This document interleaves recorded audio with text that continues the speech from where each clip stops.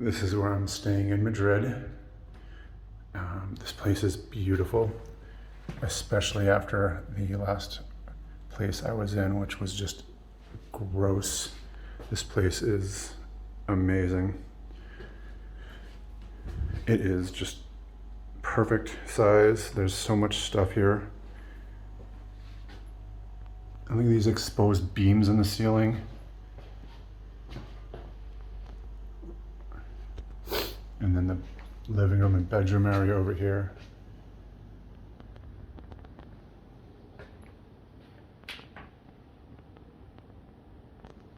And again, with the exposed beams, absolutely love it. Love it. Let's see what the view is out here. Oh yeah.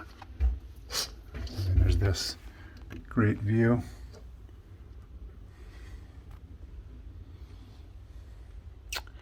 So here we are, Madrid.